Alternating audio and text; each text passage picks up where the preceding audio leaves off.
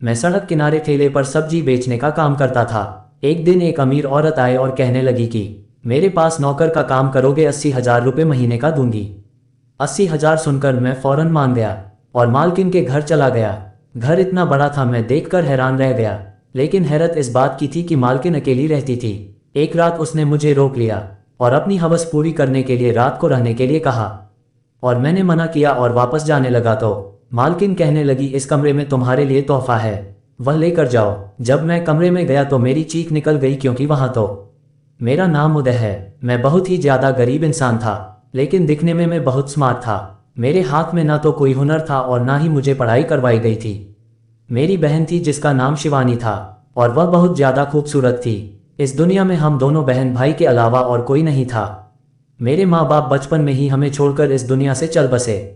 कुछ रिश्तेदार थे, लेकिन वह हमारे बुरे वक्त पर भी हंसते थे, इसलिए हम लोगों ने उनसे कभी मदद नहीं मांगी। मेरी बहन बहुत प्यारी थी। वह घर में ट्यूशन पढ़ाने जाया करती थी और मैं ठेले में सब्जी बेचा करता था। इससे हमारा घर चलता था। जब बड़ी बहन ने कहा कि मैं घर में ट्यूशन पढ़ाने जाऊंगी तो मैं सोच में पड़ गया कि जवान लड़की बाहर जाएगी, लेकिन घर में ही तो पढ़ाना था, इसलिए मान गया। फिर मेरी बहन ने बच्चों को पढ़ाना शुरू कर दिया और वह घर वाले उसे घर में आकर पढ़ाने की 5,000 महीने के दे रहे थे। इतने पैसे तो मेरे भी नहीं बनते थे। मैं सड़क पर सब्जी बेचा करता था।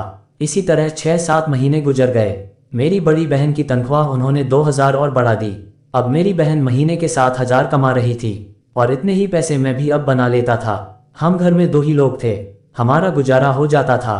कभी खाने को अच्छा नहीं होता था तो हम सूखी रोटी भी खा लेते थे। लेकिन मैं जानता था कि जिंदगी इस तरह नहीं गुजरेगी, क्योंकि मेरी बहन की उम्र 18 साल की हो गई थी। मुझे उसकी शादी की भी फिक्र थी और उसकी शादी के लिए दहेज भी बनाना था, लेकिन इस तरह तो कुछ नहीं बचने वाला था। एक दिन सड़क पर बैठा सब्जी बेच रहा था कि मेरे पास एक औरत आई, लेकिन वह मेरे पास आकर रुकती, थोड़ी देर मुझे देखती रही, इसके बाद कहीं खो गई। मैं दुकान के आगे बैठा करता था। ये दुकान बहुत बड़ी थी, मैं उसके आगे ही बैठता था। वो दुकान के अंदर चली गई। वो काफ़ी अमीर औरत लग रही थी। उसकी उम्र शायद 45 साल होगी। उसने काला चश्मा पहन रखा था और मुझे नहीं पता था कि वह इसके अंदर से मुझे ही देख रही है। मैं भी अपनी बहन की तरह शक्ल सूरत का बहुत अच्छा था, लेकिन जब मैं पैदा हुआ था तब सबने कहा था कि बहुत ही खूबसूरत बेटा पैदा हुआ है। लेकिन मुश्किल हालात ऐसे आए कि मेरी शक्ल ही बदल गई और मेरी शक्ल देखकर ही लगता था कि जैसे मैं बहुत ज़्यादा परेशान हूँ और हर वक्त परेशान रहता हूँ। वो औरत वहाँ बैठी शायद किसी का इंतजार कर रही थी, लेकिन वो अचानक मेरे पास आए। उसने मुझे देखा और कहा कि यहाँ पर बैठकर कितने पैसे कमा लेते हो। शायद उसका वक्त नहीं गुजर रहा था, इसलिए टाइम पास के लिए वो मेरे साथ बातें करने लगी। मैंने कहा, मैम जी बहुत कम बनते हैं, लेकिन कुछ ना कुछ बन जाता है। फिर कहने लगी कि इतने कम पैसे में तो घर नहीं चलता होगा। मैंने कहा, गुजारा नहीं चलता लेकिन करना पड़ता है, और तो कोई काम नहीं आता मुझे। मैंने मजदूरी करने के बारे में सोचा था, लेकिन रोज दिहाड़ी नहीं लगती।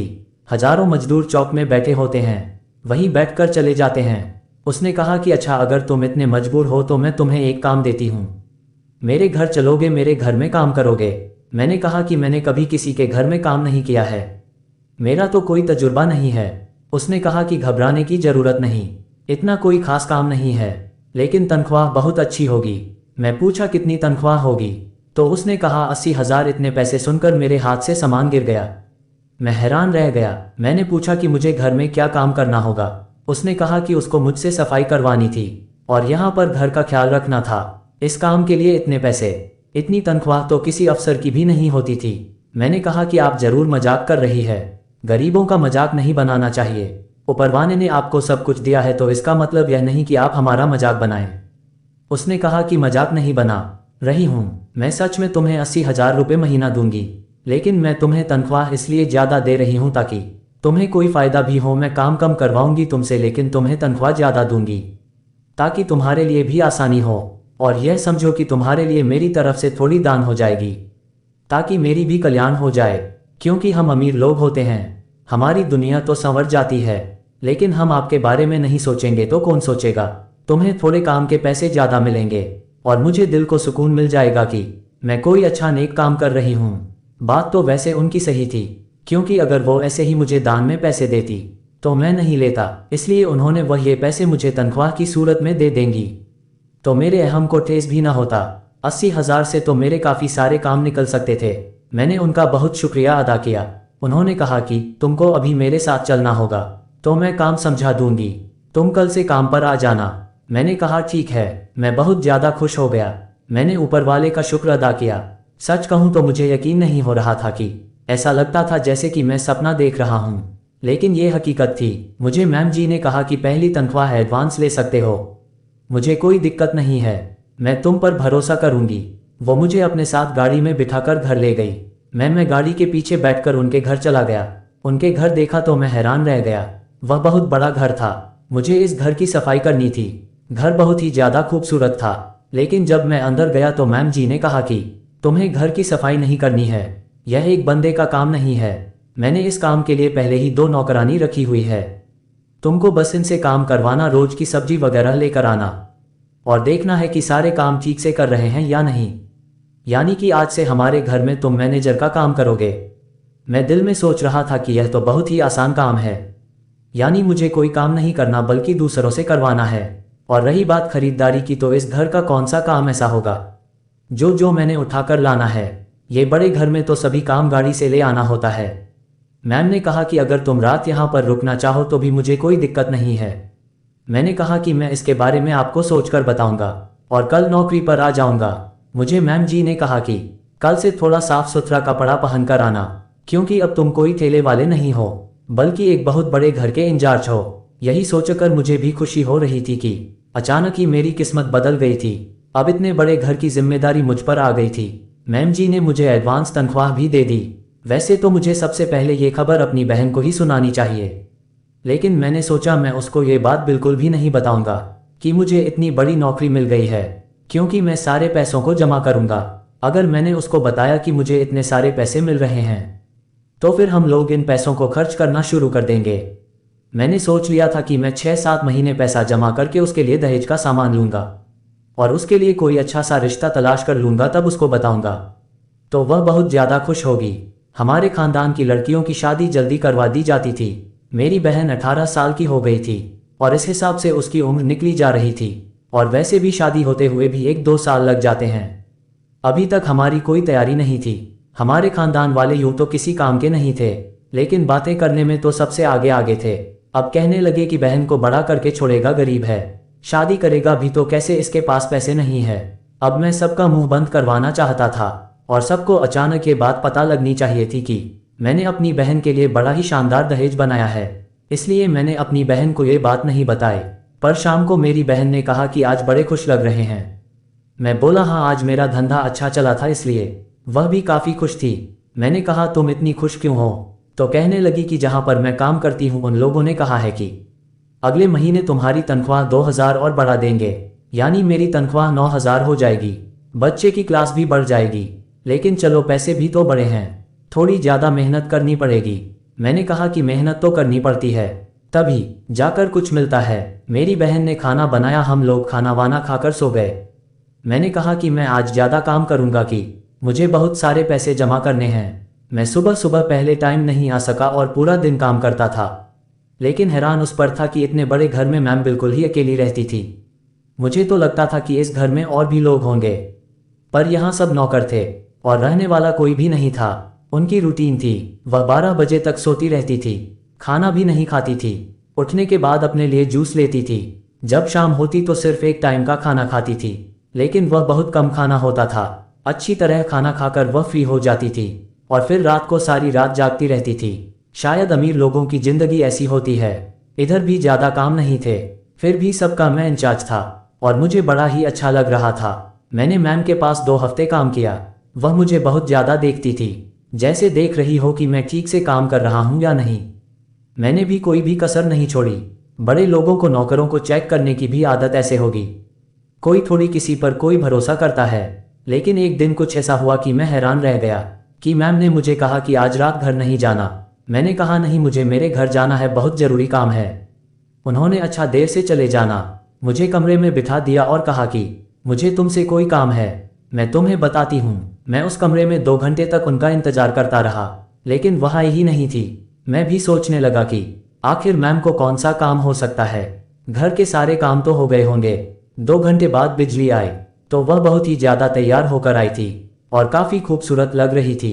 अपनी उम्र से बहुत पीछे लग रही थी। मैंने कहा कि आपको कहीं जाना है। उसके ड्राइवर छुट्टी पर गया था।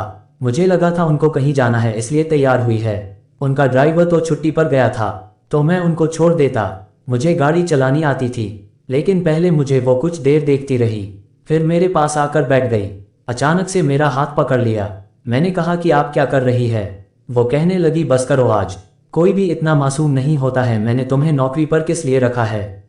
तुम इतने भी मासूम नहीं हो। मैंने तो आज सारे नौकरों को छुट्टी कर दी है, इसलिए तो मैं तैयार होकर आई हूँ। और तुम इतनी सी बात समझ नहीं पा रहे हो। तुम कोई छोटे बच्चे तो हो नहीं, 17 साल तो तुम्हारी उम्र होगी ना। मैं हैरान परेशान रह गया। मैम ने कहा मैं तुम्हें फ्री में मिल रही हूँ, क्या तुम्हें इस बात की खुशी नहीं है? मैंने कहा नहीं मैम जी नहीं, मैं ऐसा काम नहीं करता। अगर ऐसी बात है तो आज ही मैं आपका नौकरी छोड़ता हूँ। इतना कहकर मैंने वहां से जाने की कोशिश की। फिर उसने मेरा हाथ पकड़ लिया। मैंने उनको मना किया था। मैंने कहा कि आप मुझे गलत काम पर नहीं उकसा सकती हैं। वैसा भी मैं ऐसा नहीं करूँगा। मैं आपको अपनी मालकिन समझता हूँ। मेरे दिल में आपके लिए बहुत इज्जत है। मैंने उनको 2-4 बातें सुनाई और जैसे ही वहां से जाने लगा, मैम जी ने तालियां बजानी शुरू कर दी। जैसे ही मैंने पलट कर देखा तो उन्होंने कहा कि फिर तुमने आज बहुत बड़ा परीक्षा पास कर लिया है। मैं हैरान रह गया। मैंने कहा कि कैसे परीक्षा? उन्होंने कहा कि मैं तुम्हारी इज्जत और धैर्य का इम्तिहान ले रही थी, जो कि तुमने पास कर लिया है। अब मैं चाहती हूँ कि तुम मेरी एक जानने वाली लड़की से शादी कर लो, जिसको मैंने अपनी बेटी बना लिया है, और वह बैठक में बैठी है। जाओ तुम जाकर उससे बात कर लो, समझो कि वह तुम्हारा इनाम है। मैं हैरान रह गया। मैंने कहा कि आप क्या कह रही है? मैं शादी कैसे कर सकता हूँ? कहने लगी क्यों नहीं कर सकते, क्या तुम्हें शादी नहीं करनी? मैं खामोश हो गया कि उन्होंने मुझे कहा कि जाओ जाकर उनका चेहरा देख तो लो। बहुत ही खूबसूरत लड़की है और तुम बहुत नेक और शरीफ इंसान हो। मुझे तुमसे मिलकर बहुत खुशी हुई है। मुझे थोड़ा वक्त लगा खुद को संभालने में, फिर मैं वहां से चला गया। लेकिन जब मैं वहां गया तो फिर मुझे खुद को संभालना पड़ा, क्योंकि सामने जो लड़की बैठी थी उसका मुंह दूसरी तरफ था। वह वाकई बहुत खूबसूरत लग रही थी कि उसकी लंबे लंबे बाल भी बहुत ही प्यारी थी। जब पलटकर उसने मेरी तरफ देखा तो मेरे कदमों तले से जमीन निकल गई, क्योंकि वह तो मेरी ही सगी बहन थी। मैंने हैरत से पूछा कि तुम यहाँ क्या कर रही हो? तब वो भी वहां पर आ गई और वो भी घबरा गई और पूछी कि आप यहाँ पर क्या कर रहे हैं। हम सब हैरान रह गए। फिर बात पता चली कि मेरी बहन किसी के घर पढ़ाने जाती थी, तो साथ ही मैम जी का घर भी वही था। वह इसी मोहल्ले में पढ़ाती थी और उसकी उनके साथ काफ़ी दोस्ती थी। लेकिन जिनके बच्चों को पढ़ाती थी वह मैम की बहन के बच्चे थे। और मेरी बहन ने मैम जी को बताया था कि मेरी माँ और मेरे बाप ने बेवफाई की, एक दूसरे को धोखा दिया। मैम ने कहा कि मुझे भी मेरे पति ने धोखा दिया और बेवफाई की, इसलिए उन्होंने कहा कि मैं तुम्हारे लिए लड़का तलाश करूंगी। ऐसा लड़का जो बेवफा नहीं होगा, हम उसको पहले चेक करेंगे। इसलिए मैम जी ने मुझे सड़क से उठाया, मुझे अच्छी नौकरी दी, मुझे ज़्यादा ध्यान दिया। मैम ने कहा कि वो मेरा परीक्षा ले रही थी। उसने मुझे चेक किया था कि अगर मैं ठीक निकलूं तो वह मेरी शादी के बारे में बात करेंगे। मेरी ही बहन के साथ मैम को पता ही नहीं था कि वह मेरी बहन है। हम सब हैरान परेशान रहे। हम एक दूसरे से नजरें चुराने लगे, काफ़ी शर्मिंदा हो गए। मैंने अपनी बहन पर गुस्सा कि तुम अपने लिए लड़के पसंद करवा रही थी और तुमने मुझे बताना जरूरी नहीं समझा कि बहन ने कहा कि आप यहाँ पर काम करते हैं, आपने मुझे क्यों नहीं बताया? तो मैंने कहा कि मैं तुम्हारे दहेज लिए पैसे जमा कर रहा था, मैं तोहफा देना चाहता था। हम लोगों ने एक दूसरे पर गुस्सा निकाला। फिर मैम जी ने कहा कि मेरी गलती है, मुझे पूरी बात पूछनी चाहिए थी, बस इसी तरह मामले को रफा दफा कर दो। तो मेरी बहन रोने लगी। उसने कहा जब माँ पापा एक दूसरे को धोखा दिया और फिर इसी तरह उनकी जान चली गई। इस दुनिया में किसी पर भरोसा नहीं किया जा सकता है।